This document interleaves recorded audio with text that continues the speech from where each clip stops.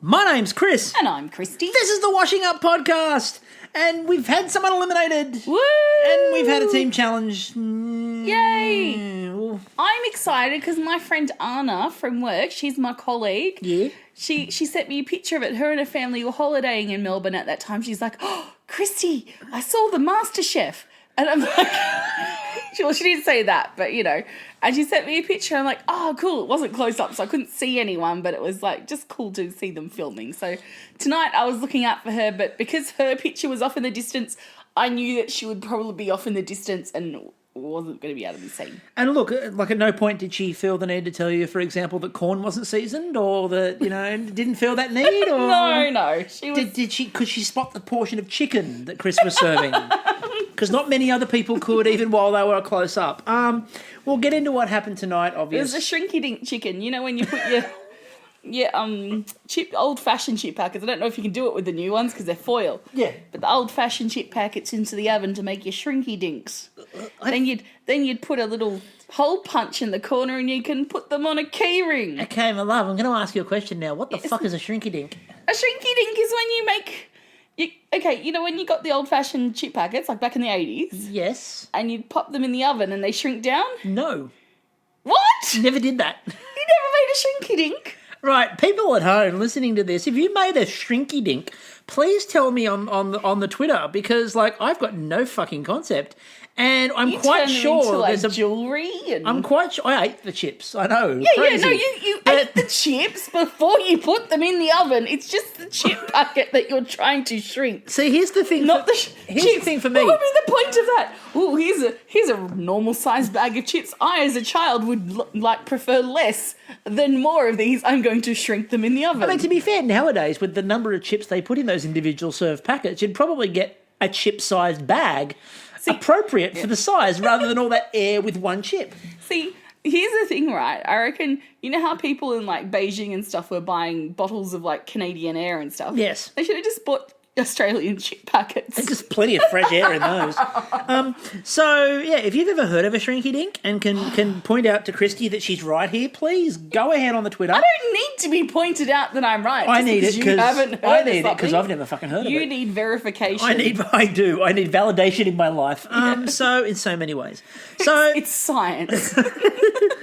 So before we get into tonight, and there's a lot to get into about tonight and indeed last night as well, I want to start by, first of all, thanking everyone who's listening to the podcast. We've had some fantastic feedback so far this year.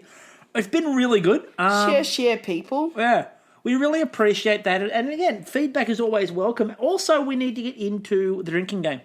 Yes, I got into some drinking the other night before the drinking game, which is why I didn't partake. Yes, you had got into the drinking before the drinking game and therefore needed a rest. So far we've had Yuzu. No, I haven't seen it yet. Melissa jumps with excitement. That happened. Yeah. The Vespa. That did happen. Contestant attempts a dish that they tried in a prior series. Mm-hmm. Nah, we have actually, because Jess has made donuts before. Yeah. The salad, one of the salads they made tonight, that's happened before. So they've made a bunch of stuff tonight they've made before. So yes, that happened. So you should have been drinking, and if you didn't, you need to catch up. I'm doing this for my family and my kids. Mm-hmm. No, we had a bit of a sob story last night, but we didn't really have that, so no. No one's cooking for their family. Kids are like, woohoo, we're free. Sphere, not yet. No sphere yet. Ice cream, not from what we saw. No. Someone mentions the upcoming project or existing business that they currently have. No, but that's because Callum hasn't got any airtime yet. Yeah. Like, he gave Andy a quick hug at one point tonight, and that was about it. What do you mean by that?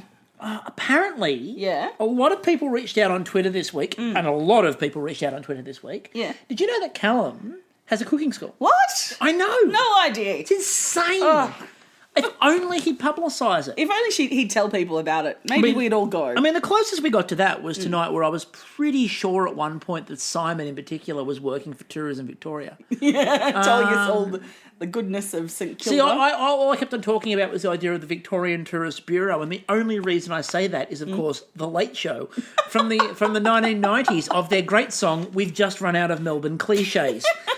to the tune of Things in Stone and Woods, Happy Birthday, Helen. Look, the only places I really have left to see in Victoria are Dick Liquor. It's gone. What? Yeah, the Dick Liquor's closed. But I've been there. It's okay. You can live vicariously through me. Okay. Stacks of Slacks. I know It's now. gone. I now know it's Accountant of Slacks. Yes, Stacks of Flax is gone too, but I have been past. Okay. I've taken you to Job Warehouse. Yes, you have. Again, Tick. for a large percentage of you out there, you're going, what the fuck are they on about? And a bunch of people who used to watch The Late Show are going, fuck yes! So, again, if you've been to maybe the Bolt Bloke, for example, please, again, let us know if you've been to a Late Show destination. And the last one was, I could be in serious trouble. Well, that kind of demonstrates the entirety of last night's episode for Poe. Yes. So, Wandering, pondering Poe. and I think it's a wonderful way to segue into last night's episode. Yeah. So last night's episode was a really cool concept. The concept was you can cook anything you want, Yep. and you got 90 minutes. Yes. But if you are not safe, if you are one of the 5 bottom dishes, you have to cook again, and you can only cook with the time you have remaining out of the 90. Yeah, and this is something we've seen in cooking shows before. There's a whole dessert-based show on Netflix that's based on this idea that you've got to, Ration your time. ration your time. And I'm sure they've done it once on Mastechef before. I'm fairly certain I've seen it before. But it's a cool format. But again, I like the fact they're bringing things that have worked before back in. And I thought the way they did this was quite cool. Also, let's just start with it and rip the Band-Aid off at the very start. Okay. Poe. Yes. A lot of people before this episode were whinging on social media about they're making Poe the focus and we're getting sick of it. And I get it, but you got to think that this is a series where going into it they weren't sure what was going to happen. Now, if you've seen the ratings, by the way, Killing it. they're killing it. Like last night, Lego did beat it, but MasterChef didn't dip under 1 million again. Yeah. Like it's performing brilliantly in the ratings. But they had no idea with 3 new judges and all this sort of thing what was going to happen with MasterChef. Yeah. So you build around, we talked about this last week, you build around the names. And Reynolds and Poe were the 2 big sort of names they had. Yeah. So week 1, you build all around the idea of them, especially we talked about Poe in Peril. Yes. And last week was a big week of Poe in Peril. And it's fitting that the first week ends with a whole night of Poe in Peril. But the thing is, right, she's not in peril. She's actually Poe, and it's this beautiful side of Poe that she's just wandering around thinking she's a baker now, Yeah. There is a lot of pondering and wandering with bakers because there's a lot of time when you're staring at ovens and contemplating. Exactly. When you've adjusted yourself and do a lot more baking, you tend to take the time. And Watch she's an got- episode of Bake Off. Everyone leans against the counter having a cup of tea. It's a cup of tea time. Have a little rest on the floor time. It happens. So, but Next time, see, you know what I reckon this is?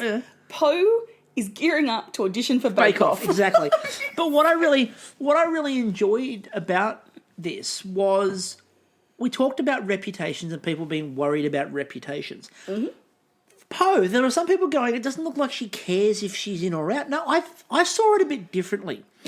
Poe doesn't really have anything to lose reputation-wise in this series because she's always going to be Poe. Yeah. But what I think Poe looks at this as... Can't be Poe no mo. No, she can't be Poe no mo. But what There's the episode title. No, I've already got Poe in Peril. But what I prefer Poe no mo. We'll work it out at the end. So what I liked about this, though, was Poe's idea was, I want to try this and see if it works. Yeah. And rather than going, I could do this, but I might go home and worry about it from a competition standpoint, Yeah.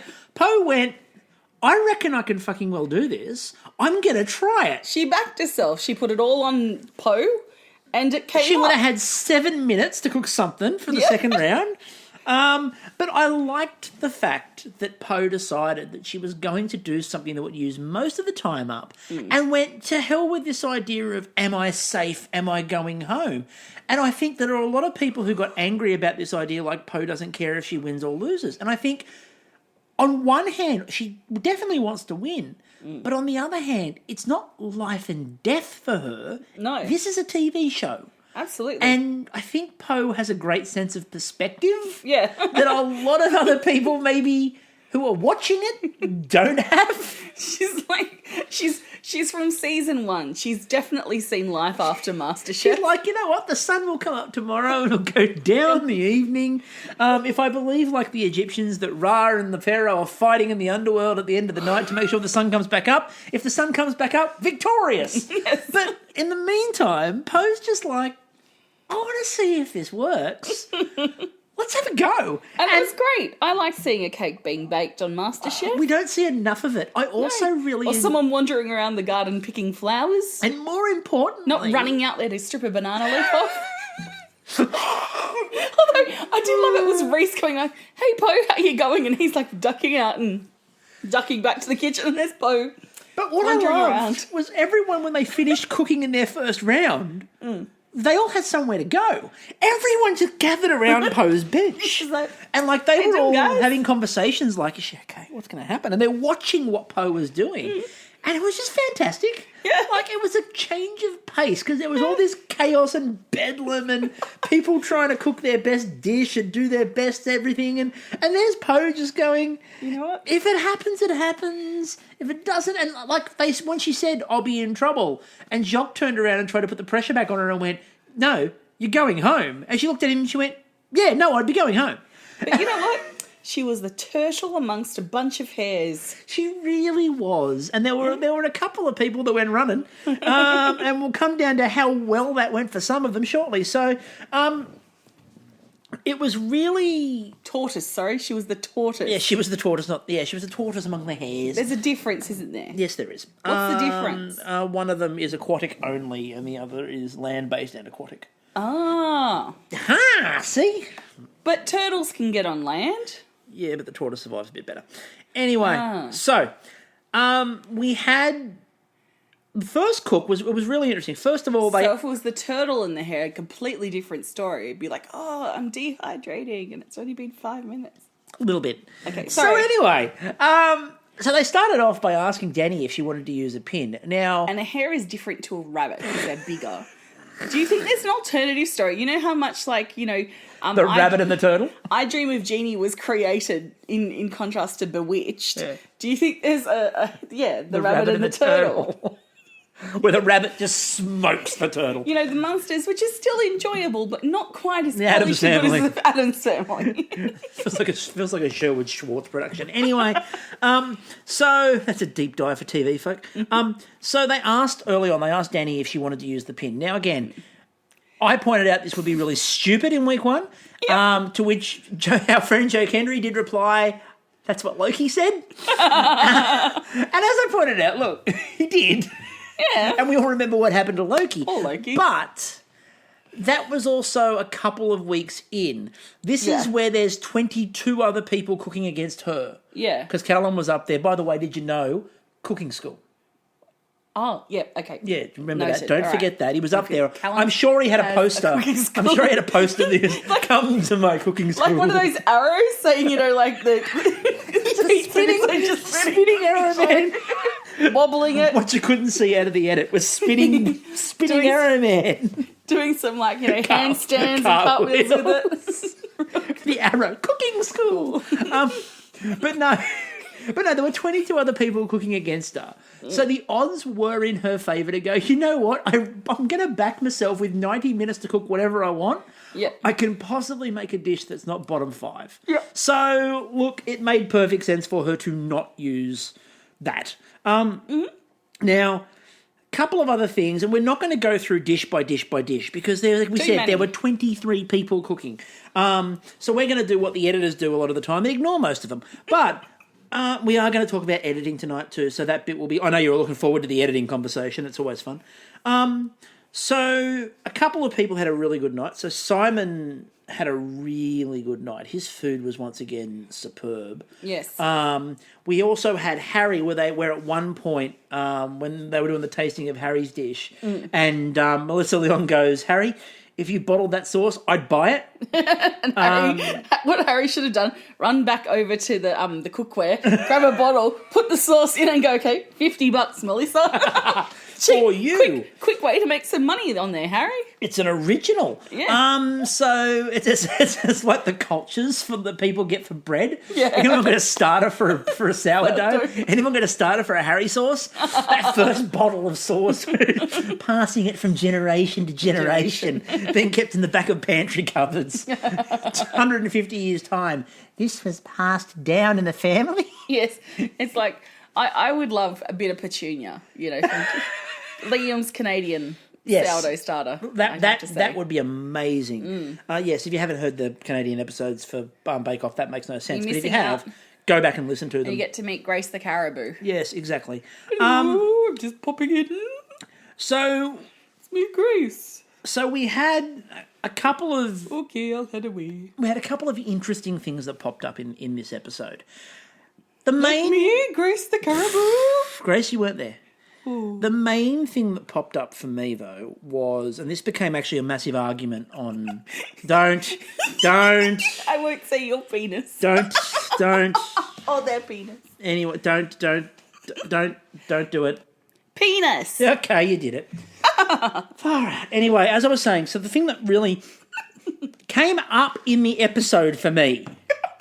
Penis. There. Done. Okay. I didn't see the penis come up in the episode. Anyway, moving on. Hi, Mum. Okay. So... She's seen your penis when you're little, changing your nappies. That didn't get weird and creepy fast. Anyway, moving on. Laura. Okay, so Twitter went a bit mental about Laura. So the reason why Twitter went nuts about Laura was Twitter decided, as not a whole, but as like a lot of people on Twitter seem to decide, that the issue was that her dish was far too simple. And that what the hell, it was just a really bland-looking pasta. And the comment was made that there were a couple of other people later on, like Lynton, for example, when he brought his dish up, they said it was bland. It was fish.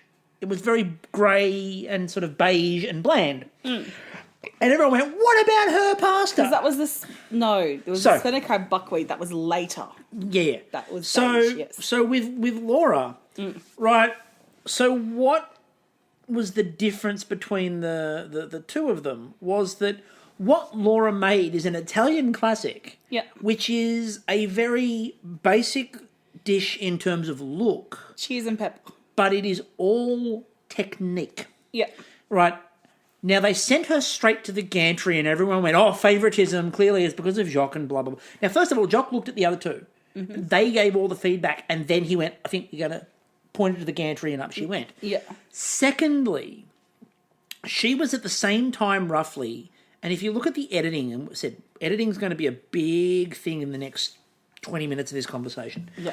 If you look at the editing, she was around the same time as Chris and Lynton and a bunch of them, who were not necessarily great or were on the cusp of not necessarily being great. With this dish, and I tweeted this out last night with a typo, but what happened with this dish, though, is you cannot be mediocre with this dish. No, it's impossible. Be on point. You are either amazing, technique-wise, or you're one of the 5 worst dishes. Yeah. There's no middle ground. If it was claggy, if it was stodgy, if the noodles weren't cooked correctly or made incorrectly, it would have been bloody obvious. Yep. So the second that they worked out that she'd done a really good job with it, she's going to the gantry. Because you did a classic Italian dish, you did it very well, you replicated it exactly. You couldn't do a better job of replicating that dish. That's what you set out to do. Up you go to the gantry. Yeah. There's no argument, right? You can't go, you could have added, like there were people saying you needed to add colour to the pasta. Then it's not that dish. Yeah. Right, so I don't feel that there was a problem. I think the judges got that 100% right. I think there are some people looking for favouritism because of all these connections. Yeah. But again, and we've talked about this a lot, the judges have a lot to lose if they're showing favouritism. Yeah, and they're still working things out. For me, perhaps going to the gantry was too much of a big call, but I didn't get to taste the pasta, I wouldn't know. So either way, she was safe. Yeah, she was not going to be in the bottom end. No. So because she wasn't going to be in the bottom end, I had no problem with them pointing up to the gantry. Because they can't really give advice on what she's going to improve. Yeah. So I had no problem with her going to the gantry. Also, again, there were 23 of them cooking. I think they could work out going around and seeing some of it, and they were sampling some of it as they were going, and they were getting an idea. I think they can also work out a bit on the run where this bottom end is going. Yeah. So if she's clearly going to be out of that 5 and not going to be a candidate for it, you don't bother to keep her down there with everyone else. You just go up. And they sent a few people. It makes for good TV. Yeah, they sent a few people up there too. And it also, you need to sell a narrative of someone's doing well. Yep, and the whole episode was good TV as far as I was concerned. It was really good. And even with, like, Poe, like, she was this beautiful contrast to the craziness. Yeah, and again, it was this experienced contestant, experienced person, just in the middle of all this chaos going, yeah, if it doesn't work, I'm out, but I'm not really worried. It's just going to, whatever it is. And we said that it was nice to watch an episode of TV that was just good food. And again, this isn't an outlier. This is consistent so far. Yeah. It was a good episode of food TV. So we ended up with the way that the chaos and the bedlam was going on. You had basically the only person who was using almost the full 90 minutes was Poe. Most people were trying to sort of rush it a bit. So like Chris, for example, had decided to do a Korean beef tartare, which didn't really work. Courtney had her prawns that she tried. You had, again, Reynolds decided to go savoury, and everyone went, oh my God, what's he doing? Oh, God. The answer is, as we said, he owns more than a dessert restaurant. Yeah. So keep your eyes out for that. So... Look, he may own more than a dessert restaurant, but he doesn't have a cooking school. So, exactly, who does? Oh, no. We need to find out. If you know anyone who has a cooking school, please let us know. Yeah. So, the people that ended up back in the 5. Chris, Lynton, Hayden, Rose, and Courtney. Yep. So, I thought it was interesting that they all had their different levels of time. So, Courtney had 56 minutes. So she had a lot of time up her sleeve. Yeah, I mean, she just cooked what she cooked in 34 minutes. Now, she did the cauliflower... That's right. She did the cauliflower steaks. Yeah. Now, again, there were a lot of people on Twitter going, I dare you to serve that to the Swans. They'd probably enjoy it if I it was dare done you to well. serve that to the Swans. Yeah, they probably would want a bit more meat. I don't know. It's the Sydney Swans. It is. You're and right. they're based in the eastern suburbs, and I'm sure like they wake I'm up sure Buddy's- snorting quinoa. I'm sure Buddy Franklin would have really appreciated it. It actually sounds like a Buddy sort of dish. What do you reckon Buddy has for breakfast? That? A cauliflower steak and some quinoa? Maybe He ducks down to Coogee and... some activated almonds? He ducks down to Coogee and has whatever's on the menu at the cafe. Yeah, like a vegan chai. Vegan chai. Completely made from vegans, by vegans. Crushed by vegans, of vegans, for vegans. So we also had Lynton, who decided to do, again, his crab dish we mentioned. Now, a lot of people seem to be upset about the idea that Lynton ended up being the one who was going home. Chee, chee, chee, chee, baby, baby. Gee, gee, gee, gee, baby, baby, baby. But yes, again, the dating experts decided that he wasn't a match. All the lights went off in the Punami. Pew, pew, pew, pew, pew. No, He wasn't the one. he definitely wasn't the one. But okay, so let's quickly run through what Hayden actually served. Barley, buckwheat, and crab. No, that's Lynton, not Hayden. Oh, Lynton, sorry, not Yeah. Hayden. I meant Lynton. Sorry. Yeah. Yes. No, that's all right. Sorry, it's crazy. Yeah. So yeah, Lynton There are had so many men to Lynton, remember. Hayden, Callan, Ben, fucking hell, Bendon, Sarah, Serendon. So basically we had barley, buckwheat, and crab. Condon. There's a very similar pattern of like... Well, crab is very light and delicate and doesn't have like a texture to it. Like, you know what I mean? Like, it's light, it's delicate, it carries flavour, it's not heavy. Then you've got buckwheat, which is steamed by the looks. Yes. Which is all mushy. And then what do you add with that? Some stuff. Yeah. And there was nothing textural or appealing about it. So... The other thing we forgot to mention before we got into this cook, I forgot to mention the actual judging of Poe's cake. Oh, yes. We forgot that completely. We moved on. You were making jokes about penises. The judging of Poe's cake was amazing, and the highlight, and it was Miss Natsky on Twitter who tweeted this out, who pointed this out to us. Andy and Melissa were rambling about how amazing the cake was, and if you looked at the texture, by the way, in the cross section, it looked light. It looked amazing. Fluffy. But while Andy and Melissa were rambling about how amazing the cake was, Joxon Frillo was just standing in the background eating it. Was it Jock or was it Andy? No, it was Jock just eating it. Andy started and talked about how much he wanted to keep eating it. But if you looked in the background, Jock was just eating it. That is a seasoned kitchen professional right there. So you had, again, Courtney was doing the cauliflower. You had, obviously, Lynton was doing the crab. Hayden made that amazing squid. Yes. It looked really nice. Was it squid carbonara? Is that? Yeah, basically. Something? And Chris had his dessert. His Nonna's dessert with our first Nonna story. Now, with Chris, it was interesting because he announced he was doing this cheesecake thing. Yes. And everyone went, not in that time. And then when they went back over and they said, he goes, oh, yeah, I'm making mini ones. And everyone went, oh, yeah, okay. Because they said that, and I've gone, he'll be making small ones. You're not going to serve the judge a full cheesecake in, 30 minutes. Poe had 90 minutes to present a full-size cake. Yeah, so you basically, it just made sense for Chris to do the small ones. That just makes sense. I was actually surprised she didn't do a nude, not a nudie run, a nude icing on the outside. You know, the barely there icing. It's very fancy. I know. Very en vogue. So Rose decides she's going to do some eggplants. And what was fascinating about the eggplants was the whole edit was setting up Rose. And this is where we can talk editing. Do you think if Rose doesn't like you, she'll send you a bag of eggplants? Get it? Because it's like a bag of dicks, but emojis.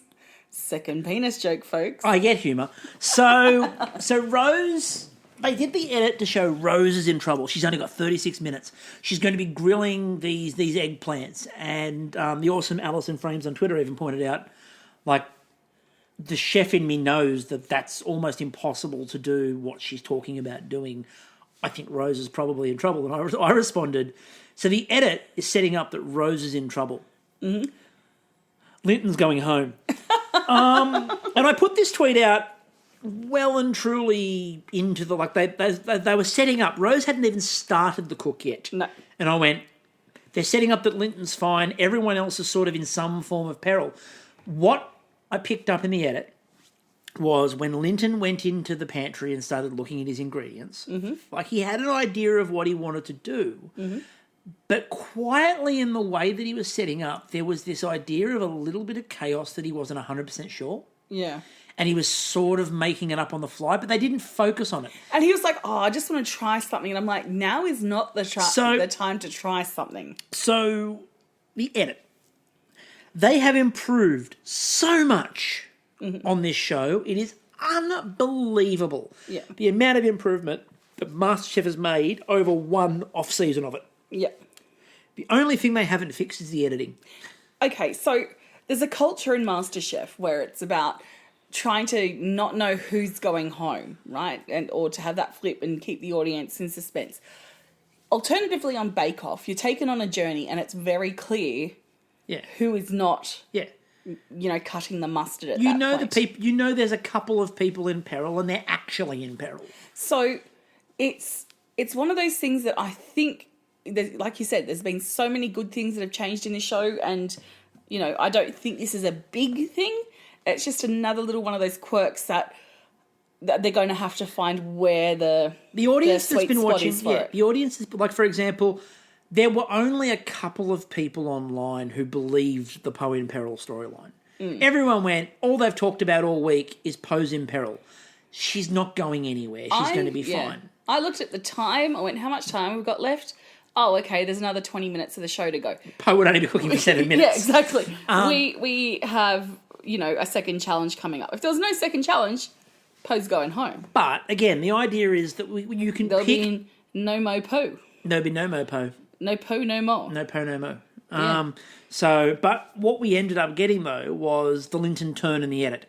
because then they came over and it was Andy or Jock, it was one of them, who started asking him the questions about what he was doing and went, that feels really sort of bland. You're going to do something to jazz it up a bit. Yeah. And as they walked away, they did the bit to camera with Lynton talking, and Lynton turns around and goes, the judges don't really understand what I'm trying to do and they don't understand me, but I know what I'm trying to do. The second you say that, that's the turn in the edit. Yeah.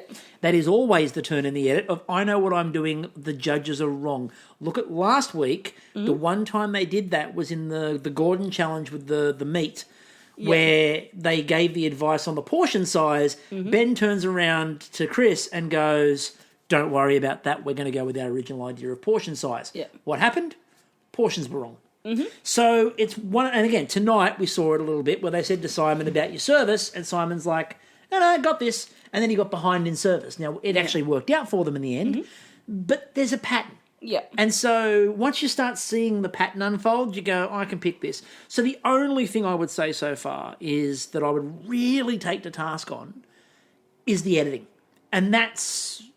But what is our expectation around that? Like, do we want to be kept confused, or do we want it clear about who's going home? Like, do we want the journey so there's justification? You want a journey, but you don't want the obvious bait and switch. And, it shouldn't be an obvious bait and switch. Don't sell so hard for one thing to do a deliberate swerve. There we go. Right, okay, I'm going to use a wrestling analogy here, which you're not going to understand, but any wrestling fans out there might get. Okay. So... Let's get ready to rumble! In the late 1990s, towards early 2000, there was a writer at the time, the WWF, a guy called Vince Russo, who started this idea of what was called car crash TV, following Springer and all of that. So the idea was bait and switch all over the place, set up a storyline, and then everyone knows the storyline's going here, but bro, what if we twist it and do this?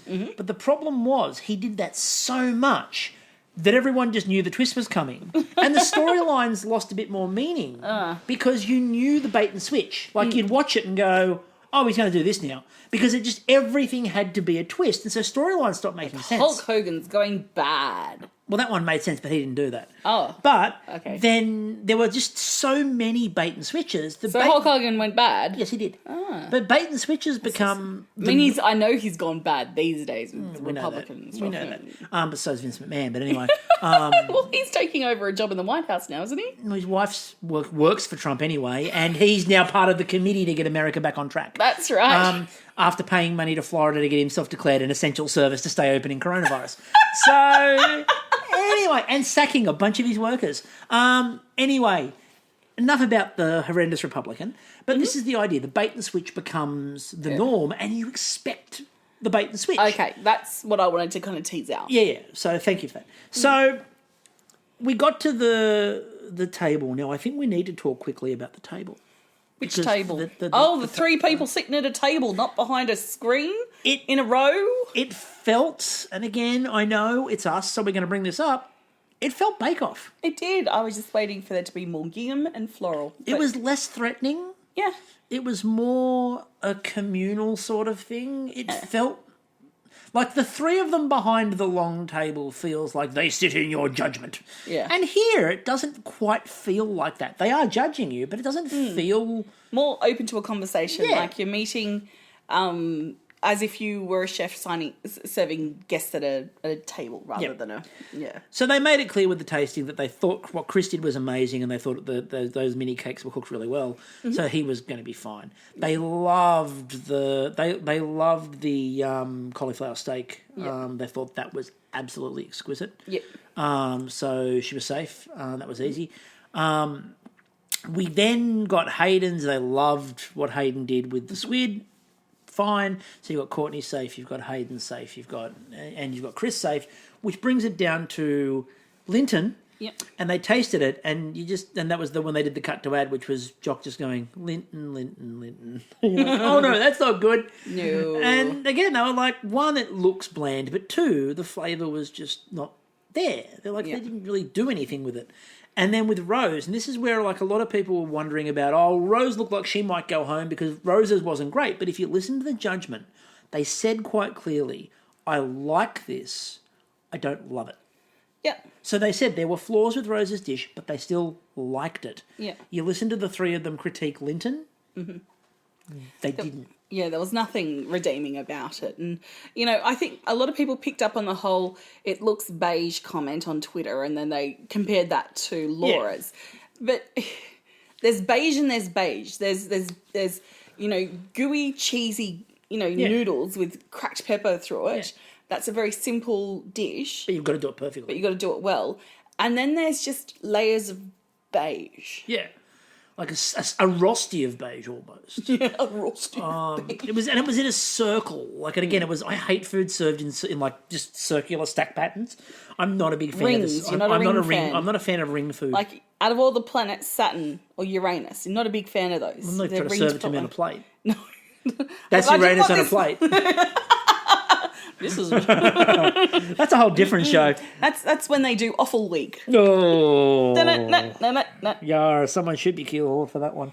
So again, Rose stays and Lynton gets to go home. I'm disappointed. I really like Lynton. Yeah, I would have liked to see more from him. But the other thing I think that should help to allay a lot of fears, because the judges, there were a lot of people on Twitter saying, I feel like Lynton has a lot more upside and potential than what Rose has. Mm. And for me, you're looking at the competition wrong. We've been screaming for years, don't judge on reputation, judge on the food. Mm-hmm. And what we got last night, they judged on the food. Yep. And, you know, maybe because Rose hasn't necessarily been working, you know, in the kitchens or on the TV in the same way as a Lynton or any of those. Yeah. But that doesn't matter. No. It's not about that. It's about, like, what I think people have to take out of their mind for this, and it's hard to do. Forget every single thing that these people have actually done before. Once they re-enter the competition, it's a new competition. Absolutely. You're not fighting for like season 3 or season 4 or season 5 anymore. Mm-hmm. This is new. Your name goes on the trophy not for the season you were in. No. It goes on for this season. Look, this isn't the Academy Awards where some people get an Oscar because they're owed one. Martin Scorsese gets an Academy Award for the one film he didn't deserve it for the 6 that he did. Yeah. You know. This is a competition. Fair judging in a competition, when it's fair, is about what is presented at the time, you know? It's not about, well, this person's been good in the past, so what will make better TV coming up? And let's look at it, right? Okay, let's put this into another frame too. People will always judge a mediocre white man. I'm not saying Lynton's mediocre, but he's a cisgendered white man over a fat woman of colour because he's also thin. So if you have a fat woman of colour like Rose is, and Rose, please, if you're listening to this, I use the term fat as a descriptor, not as a put down, as our society would have you do. You know, all bodies are good bodies. Body positivity, baby. So people will naturally assume a woman is less competent than a man, that a fat-bodied person is less competent than a thin-bodied person, and that a person of colour is less competent than a white person. And a cisgendered male is, you know, white cisgendered male is all of those things. To quote Homer Simpson, I'm a male, but I'm a white male aged between 18 to 39. Everybody listens to me, regardless of how stupid my idea is. Exactly. So there is unconscious bias. So if people are not aware of that, and it's something that you can start training yourself on, is going, okay, am I erring towards, like, we'll get to where subconscious bias comes in the next challenge, because that is, we're just going to shelve that for now, and not in the drug mule way. We're going to pop that on the shelf, and I'll pull it back off to discuss it later. Okay, so before we get there, we did ask people for cocktail suggestions, and we did ask people for what people are there to plug. Yes. Okay. We've had one of each. What are we drinking? So, Brandon Black. Yes, Brandon. Has suggested... Our first and finest fan. Has suggested for Poe the absolute stress. There is a recipe in existence. It's vodka, rum, and peach schnapps with orange juice and cranberry juice. Oh, I think that's great, and I think it's appropriate for your afternoon quarantine. It is, and on Twitter as well, we've had one suggestion of what people are there to plug. True Crystal at Heart Made of Soul, who said, I reckon that Simon will come out with a book called Veg! Exclamation point included, and also the plan was to make it into a musical. in a couple of years. Veg the musical. And I think that would be fantastic. Oh, I'd like to see Gwyneth Paltrow in it. Oh, God, just no, I because, wouldn't. like, I wouldn't. I really feel that the spirit of that kind of musical would really be embodied by Gwyneth Paltrow? Yep. Possibly with a support role by Pete Evans. Oh, don't start me with Pete Evans. Anyway, moving on. So, we did remind... Time to activate your almonds. We don't. Time. We don't need... It's time. We don't need Pete Evans songs. Bone broth for your babies. Just making up the song. I know. So, moving right along, because I don't want to give Pete Evans any airtime, No, even true. fake Pete Evans. The challenge tonight, we did ask everyone. It was funny. We tweeted out. Remember, apparently there was a Tracy in there somewhere, and who steps up as a team captain? Yes, Tracy. I wasn't aware she actually existed. Now I believe it. She's there. She's real. She's a person. Yes, and kicking ass. It made me taking names. It warmed the cockles of my heart. Better than taking ass and kicking names. Anyway, so we had an outdoor team challenge. Now, it was a small team challenge. Mm-hmm. You had to cook 2 mains and a dessert for 1,200 people. 1,200 people. 400 apiece. And you had 2 hours. Mm-hmm. Now, for those people last week who talked about the idea of, this prep stuff is easy in this amount of time, I present this challenge. Secondly, I'd like to propose the end of large, ridiculous outdoor group challenges. Well, because I don't feel they bring anything to the show. I'm okay with the outdoor challenges where they serve a certain, like when we had the fireys, like the fire challenge, the one last year when we kicked off with feeding the farmers. Like, that was pretty cool. So I'm cool with that. I'm not... I didn't find that... I didn't like the purpose of this. I mean, we've come a long way from the days of standing outside in the sun in Taronga Zoo, like with, like, fucking hatless brims. You know, we've come a long way from those days. You mean brimless hats? No, they were hatless brims because they were visors. Oh, the visors, yes. Yeah. It's like Mel and Kim. They wore hatless brims. And they takes. Yeah. So when we get to a point where I'm looking at Danny and I feel for her, I fucking hate getting overheated. And, like, nothing screams torture to me than standing over a barbecue under a fucking hot sun. And I know it was hot because Anna was there. Yes, you did mention that. Yes. So I thought... Again, I don't like these challenges because I just feel like, for a start, you end up getting dishes we have seen. And Andy, in a very clumsy way, made that point. Yes. Where he's talked about, we've seen, the prawns. We've seen that. We've seen this. We've seen all of this. What are you doing that's new? Which is the question we've asked them to ask this year, is not to get them to do the same thing over and over again. But the problem is that this challenge doesn't lend itself to new. This challenge lends itself to repeating things that work. Here's how you could lend it to new. The night before, after someone goes home, divide everyone into 3 and say, we're giving you an hour now to go away and start to think about... So, like, Bake Off the Professionals, the golden hour. Yeah. I would really push, and this plays into a conversation that took place on Twitter around the smokers. Because the smokers were there, but you can't really in the 2 hours use them as effectively as you normally would. No. You can't really embed smoke flavour in 2 hours. Like, and even Ben, who did it, admitted, he said at the time, look, you can't really embed smoke flavour. There was no rings on it, there was nothing. He said, but what I've got in there, the smoke that is there, I'm happy with. Yeah. But I obviously can't do what you would do over time. And there were lots of questions about, well, why did they even have the smokers there in the first place if the smokers were not going to be useful?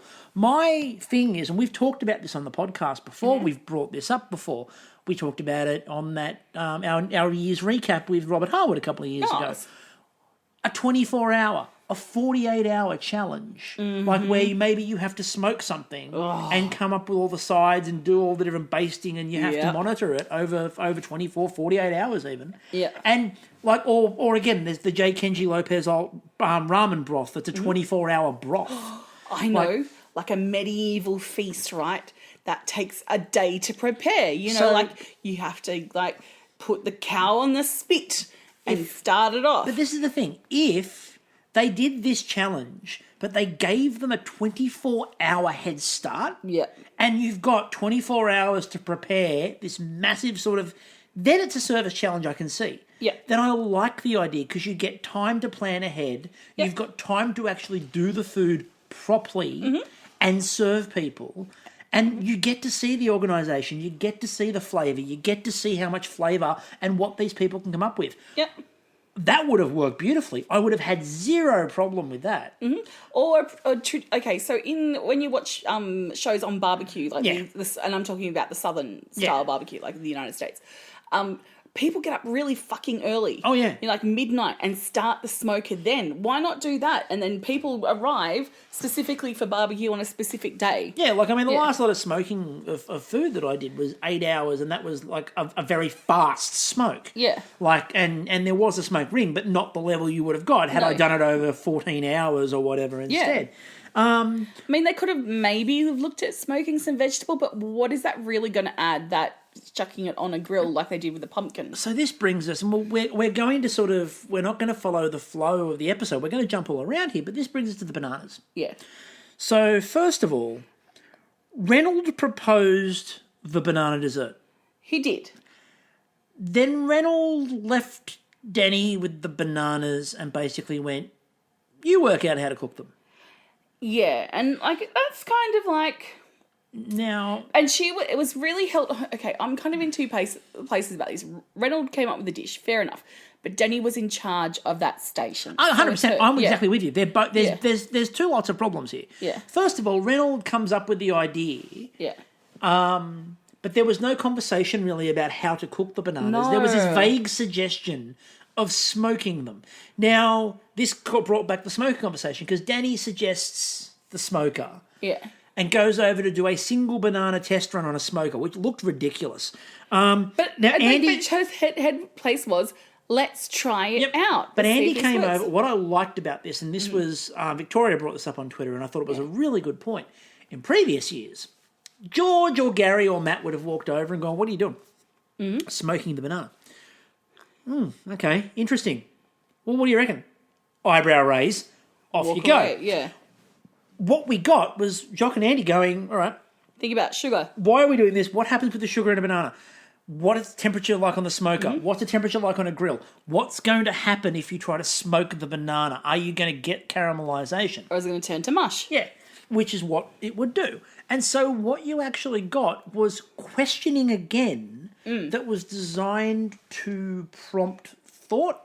And because Jenny's not a stupid person. She's got a lot of experience, and it's just, helping her at that time, I think, to shorten her process of working out what will work and what won't work. And I think that's fair enough. And this is also an unnatural situation to be in. Like, and again, 1,200 people on a service with 2 hours notice. Yeah. It's an unnatural situation. So rather than going, well, they should have just been able to work it out themselves, they didn't tell her what to do. No. She had to still answer the questions. Yeah. But what they did was they sort of prompted her to go through the thought process that you would do if you were used to doing this. Absolutely. What do you need to do? What do we know about bananas? How do they cook? How are you trying to cook them? Is there a problem there? Yeah. And she thought the process through. Now, the only frustrating thing about this, how did they cook the bananas? We didn't find out. There was no final... I believe it was on a grill. But we don't like it was on a barbecue. Because there was no actual resolution to this conversation. Yeah. Don't leave us hanging. They just suddenly the bananas... Don't just show us the banana and not answer the banana question. Suddenly, again, the banana question... Low-hanging fruit there, and you should just pluck it and show us. The banana question always needs answering. Now, also, though, we have to talk about Team Simon. Okay. So here again is that unconscious bias playing out in that there's a group of people all together and they need to pick a leader, and they automatically turn to the tallest, whitest, malest, cisgendered man in the room. And that was Simon. And he's like, oh no, in these situations, I step back. Simon recognises from last season that he sucks at leading team challenges. That's not his strength, okay? Obviously... Amina did the leadership last time, so she's like, well, I'm fucking out. But there are other people there that could have stepped up, but it was automatically people turned around and looked to Simon. And I think that's just something to keep in mind when we're watching these shows. of those unconscious biases coming through. What I also wanted to talk about, though, in a positive way, everyone needs a cheerleader like Sarah. Oh, fuck Sarah yeah. Tiong was just in the background, jumping up and down with it. Yay, we do this! This will be great! Oh, I love this. The other interesting part, both Sarahs had big moments tonight. Because the other one was when Reese was preparing their donuts. Yeah. And, of course, Jess has hers. So Sarah Claire was working with Jess on that, and she goes, we're doing donuts too. And she did this, dance at Reese. And as even Khan pointed out on Twitter, Reese had no idea where to go with this. Reese is just looking what do you want me to do? Now, by the sounds of it, and from a little thing that Reese said in the tent, I don't think you've ever been surrounded by this many gay people. Yeah. We know that Brandon came out. He explained. There's a bunch of people. It's about Khan, and Reese. Reese, are you going to have to hand in your gay card? Because that should have been instant dance break, dude. Yeah, where should have been where was the dance off? Where was your fan? Come on. Just pull out the fan and flick it down. I've seen the... Just because as a queer person you would carry a fan for a dance off at any moment. Exactly. We know this. You actually, I'm not lying, you do have fans. I do. You do actually have the fans that you could produce at a moment's notice for a dance-off. I do. I am a queer woman. She is ready at all points in time. Woman. Yes. She's ready at all points in time. Mm-hmm. So the other couple of other interesting things. First of all, the narratives around people being great at things. Now, there were two ways you could take this. Yes. Chris got the good at meat again. Mm-hmm. And I'm sorry, but it didn't work for him last time. The chicken wasn't what you'd call an outstanding success. Now, the calculation, I have never seen Twitter do so much maths. Everyone's so bad at maths. Everyone is doing on their phones. I divided 467 into 400. I'm like, but that only leaves 5.98% chicken. And I'm like, that makes no fucking sense. But anyway, so what happened was all of Twitter did the maths, and what we worked out was there were basically going to be 4 portions of chicken left over, which is not enough if something goes wrong or size-wise. Chris worked this out, by the way, after he'd already ordered the chickens and was 3/4 of the way through cooking them and was about to cut them up. At that point, Chris realised the chicken wasn't enough. So he started to short portion it. Yeah. Now, he's done this before with the pork, where he served all that pork for the first couple of people and then short portioned the last bit, and he got in trouble for it. So maybe he's the meat man, but he's not the numbers man. He's not the portion control person. No. As I think it was Joe Kendry said on Twitter, they need Gordon back to do the portions. Yeah. When Gordon taught the maths. Just get Chris to cook the meat, and then someone else goes, I'll take it from here, Chris, when they're cutting it up. As someone put out on Twitter, I think it was Shroomkin82 put out on Twitter, he actually carries a smoker under his hat with a 16-hour brisket at all times. Now, the other way to approach this idea of you're the blank expert was Sarah Claire, who correctly, because Jess has done donuts before that were amazing, correctly says to Jess, well, you're the queen of the donuts. And Jess... you could almost see it flash where she's like, I know what happens when you say, yeah, this is my thing. And Jess immediately went, no, I'm not. No, I'm not. She's like, I will shut that down. In that circumstance, I don't think that's inability to take a compliment. I think that's kind of like, I know the fucking curse. I know the Mastechef gods. I am not tempting fate. Close that door. Exactly. I also liked Andy very casually having a conversation, and he goes, now, this is all going to come down to the execution, because we know that as you do when you're cooking for 1,200 people. Yeah, as you do. 100% as you do. Look, he is an ex-Mastechef contestant, so, Andy was having a day. Look, a couple of things about Andy in this episode. First of all, he had a tea time clearly at about 5:30 because he was wearing the golf pants ready to go. I'm sure his flat cap was just tucked into the back pocket there. Oh, he was ready. He caddy out the back with the car running just in case. We also got to see... Mr. Allen, I've got your 4 o'clock. We also got to see, basically, Andy beat everyone on Twitter because he went around to ask all the judges, all the captains what was happening. Yeah. And he got to Tracy's team and couldn't find her. He's like, where's Tracy at? And everyone's like, we here. We need that as a gif. Where's Tracy at? Basically, what Andy got to do tonight, and he brought it up a couple of times, including the judging, Andy got to be a dick. Yeah. For every time he was put through a team challenge and George Columbaris or Gary Meehan were a dick. He's like, my time. I've seen how this is done. Stand back, boys and girls. People of all genders. I know how to do this level of judgment. But we got, in the judging, I thought it was a really interesting, again, the quality of food, I think, has been outstanding. Yep. Like, the absolute quality of food we're seeing is just, it's wonderful food. Like, even Chris's, meat, it was beautifully cooked. As they said, the chicken was great. And I'm one of those people, I don't like a lot of seasoning all the time on my meat. I do like a good steak that just tastes like steak. But the big, they brought up the corn, for example. Oh, yeah, and that needs to be salted. If you're cooking... salt some corn. Yeah, you need to salt the damn thing.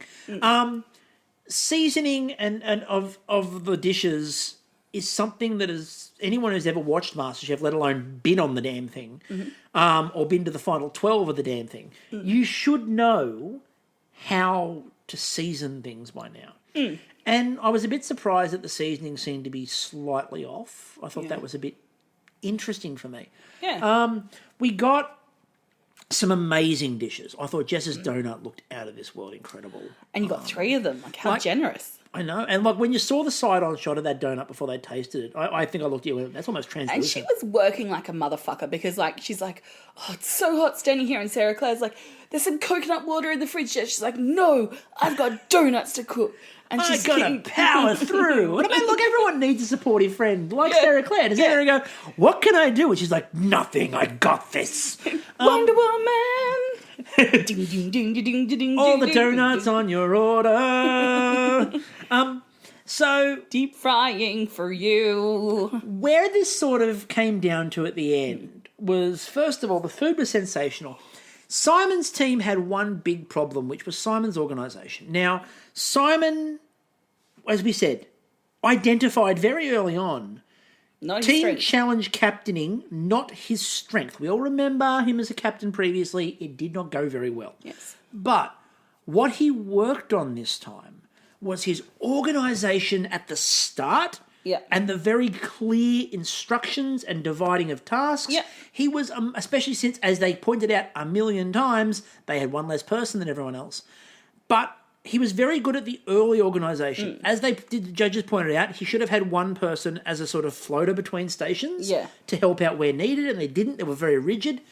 But beyond that, his early organisation, he's worked on it clearly. Yeah. But unfortunately for Paul Simon, what he forgot was at the end of the challenge, you got to serve people. And he turned around. Great. He turned around to the camera at one point. He was like, well, this is the easy bit now, the serving. And Andy Allen came over, and this is the thing. It's what I've noticed about this season so far is there's a level of trouble that you're in. Mm-hmm. Andy Allen comes over and warns you a couple of times. Yeah. Then Jacques Onfrillo turns up. And so what happened with their thing? It's like the wait till your father comes home. And Andy Allen is there going, I've told you about, you got to organise this. You got to organise. Simon, get your. Jacques Onfrillo walks in. We warned you about this. Get people serving now. Okay, what the fuck happens if you ignore Jock and Melissa has to come over? She doesn't say anything. She just death stares you. You evaporate on the spot. You just Your gone. spine turns to ice. So you don't want to see what happens if you get the Leon death stare. But I loved it because it was Andy's trying to jovially go, come on. And then he's a bit more sternly going, I'm worried. And then he says this, I'm really worried, Simon. And then Jacques comes in and doesn't fuck around. He's like, they've got their plates out. What are you doing? Get it all out. We warned you wouldn't be ready. And you just saw Simon suddenly go, shit, kick into gear. Yeah. And they got their dishes out. Thank God we didn't get to Melissa level because that would have gone down. Simon evaporates. You're 2 members down. It's like Thanos had arrived. And just it gets a bit like Indiana Jones, the first movie, Raiders of the Lost Ark, when they're all looking at the Ark of the Covenant and they all start melting. I imagine when Melissa looks at you, it was like that, it's melting. So the judging happens, and while they were worried, and we didn't get to mention, or we forgot to mention it, but we'll mention it now because it makes sense. Mm-hmm. They got told their dishes were basic, and they were. Yeah. And then they started talking about how they were going to elevate it. We're going to use this, we're going to use this, we're going to use this. Every team needs a hero. And the unsung hero of this whole episode is Harry. Because Harry stops all of the chaos is going on. There is bedlam, there is chaos, there are people going nuts, and what we get is Harry stops everyone and goes, whoa, whoa, whoa, whoa, whoa, whoa, whoa. Must have been hot there in the sun. Anyway. Okay. Harry stops everyone and goes, whoa, look, don't overcomplicate this. Don't overthink it. Our dish is simple. How about we just nail them? And I felt like it was like that taco ad, and they're going to lift him up and start rejoicing. I thought, personally, it's the best bit of advice that's been given. I also thought that it was what the judges were sort of aiming for. I didn't think Andy was saying it's a bit basic because he needed them to do a million things. What they're expecting, and it's a bit like the idea of the smoker, I don't think they necessarily thought people would use smokers. I thought they put them there to see if you understood the technique that was required and how long you had. Like, Ben used it but understood the limitations of it and stated it, which was great. It's a bit like when Andy sort of dropped that, what are you going to do to elevate it? I think they wanted to see if they were going to lose their train of thought or if someone was going to come through with a clear instruction. And Harry just sort of went, no, get what we've got right and we're safe. And don't forget, he's also peeling 400 prawns at this point, or was it 800? He was prawning peels. He was peeling prawns. I knew I got that wrong. You did. I just in my head I'm then going, no. How does that work? Look, I thought the one flaw in Simon's organisation at the start was coming up with a prawn dish where they needed to peel that many prawns because they were one person down. That was the only flaw in the plan. But Harry, absolute hero. I mean, he's born and raised a prawn farmer, which, you know, if you're going to be a farmer... Prawn or oysters? Prawn or oysters. I mean, I'd personally be an oyster farmer. We know. You've mentioned this. You've mentioned your wish for the lush rolling meadows of oysters. Well, in one side of my family, there were egg farmers and pig farmers. So they were smart. Bacon and eggs. So if you have a prawn and oyster farmer living together, fucking great. Exactly. So we ended up Simon's team ended up being safe. And so Simon and his cohort are the winners of the challenge. However, Yellow team unfortunately found themselves into elimination.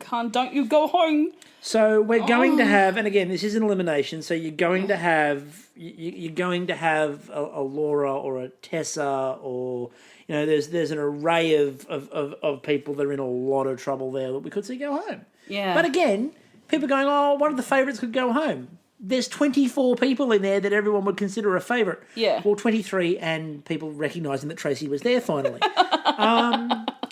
Look, to be honest with you, I thought Tracy actually did a really good job of subtle leadership. Absolutely. She put everyone in the right spot and just went, tell me what you need, off you go. Yeah. She didn't yell, she didn't holler, she just checked in with everyone and kept them time queued and kept them lined up. I actually thought Tracy did a really good job. Yeah.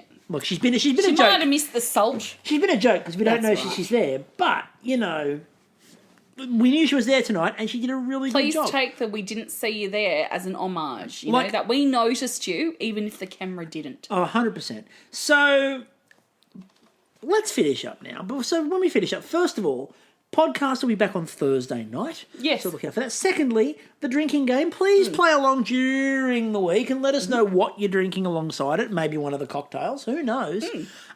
Also, a couple of other shout-outs to throw out there. First of all, we need to send a shout-out to the absolute hero of the nation. Yes. That is Claire Hooper. Oh, my God, Claire. Okay.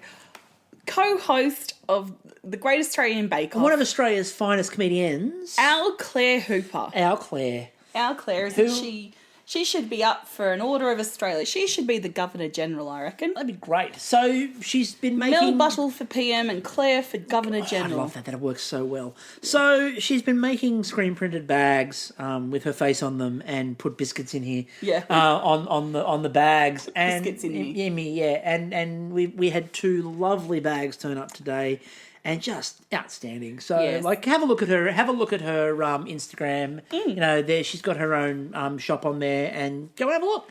You know, support a comedian who couldn't do her festival show. Exactly. And if you Support the arts and the artists. And speaking of that too, again, if you go and check out on our Twitter as well, Ben Pobgy's recaps in particular of on Medium. There's some absolutely fantastic work that Ben's doing out there. And again, he also had a cancelled festival show, and there's a Patreon and things like that. So go and find that as well. Give some support to the people who missed out through obviously no fault of their own. No, just COVID-19.